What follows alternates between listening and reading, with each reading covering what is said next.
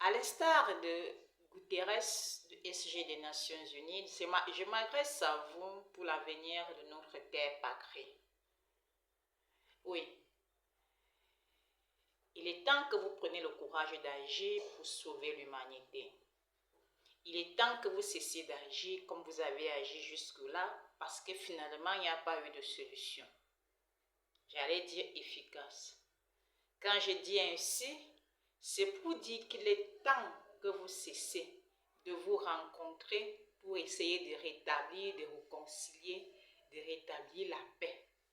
Parce que c'est avéré que ce sont des solutions qui n'ont pas abouti à des solutions efficaces.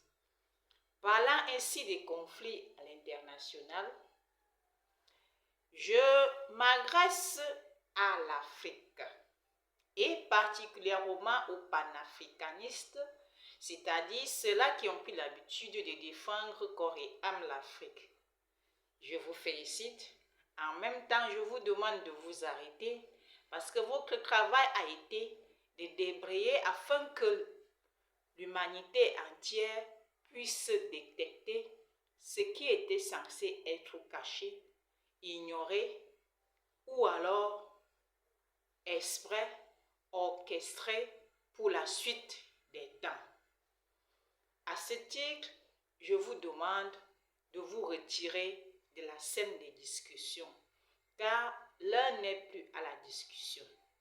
Permettez-moi en quelques mots de vous rassurer que ce jeu a été fait exprès afin que les ignorantes, les ignorants, moi par exemple, que je sache ce que vous saviez. Peut-être c'était faux, peut-être ce ne l'était pas, ou c'est les deux, mais dans tous les cas, votre temps de manifester est arrivé à son terme. À ceux qui ont l'intention de rebâtir le monde, et donc de rebâtir l'Afrique, l'Europe, l'Asie, puisqu'il y a la pauvreté partout, il y a l'ignorance partout, et surtout dans l'optique de reconstruire le monde pour que nous soyons en accord parfait avec le Créateur. Nous savons dès lors que tout le monde est appelé à rebâtir le monde.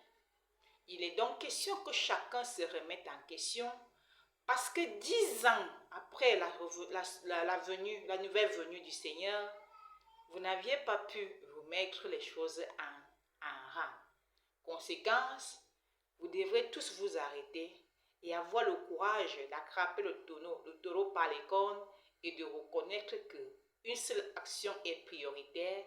Parmi les priorités, c'est l'accueil, l'installation du nouveau Jésus, à savoir Jésus II, autrement appelé Jésus du Cameroun, et que sais-je encore. Chers compatriotes du monde entier, chers citoyens dignes de ce nom de la terre entière, je m'adresse à vous. Je voudrais dire à tous ceux qui ont su que Jésus était sur terre, que ce message les a agressés particulièrement parce que parmi les vivants de la terre, il y en a qui n'ont rien compris du tout à cela. Mais si vous avez été utilisé expressément pour être en avant-gardiste de cette affaire, c'est à vous que je m'adresse. C'est à vous le devoir de vous lever et de poser les actes qu'il faut pour que la terre entière soit sauvée. Il n'est donc plus question, comme je l'ai dit d'entrée des jeux, de s'asseoir dans des séances de travail pour ne pas aborder le sujet prioritaire, à savoir Jésus d'abord.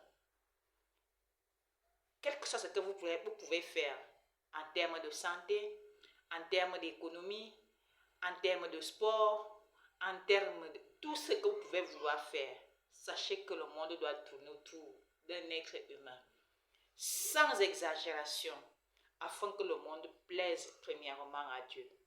À ceux qui craignent pas et croient avoir compris la parole de Dieu, je leur dis tout simplement de se mettre de côté. Parce que le caterpillar, quand il passera, il ne touchera à personne physiquement. La guerre ne se veut pas physique, elle se veut spirituelle.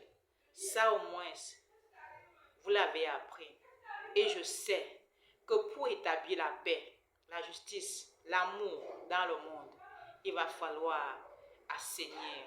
C'est pourquoi, à l'avènement du Fils de l'homme, il a deux choses.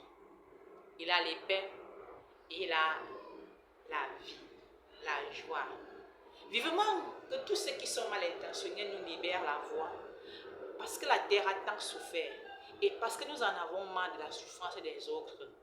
C'est pourquoi je vous invite simplement à vous mettre de côté si vous n'avez pas été mandaté pour prendre des décisions en ce qui concerne la vie des autres. Voilà pourquoi, tous ensemble, lèvons-nous dans la vérité pour accueillir, installer, donner le pouvoir, l'honneur nécessaire à cette personne que Dieu a désignée pour la direction du monde. Je vous ai ainsi parlé parce que je pense que vous méritez de connaître la vérité et par conséquent, si le pouvoir du veto au Conseil de sécurité est toujours conservé par 5 pays, cela revient tout simplement à dire que le 6e, le 7e, le 8e pays sont difficiles à identifier parce que dans des sphères comme celle-là, nous ne voulons que des gens dignes, des personnalités dignes et donc des pays dignes.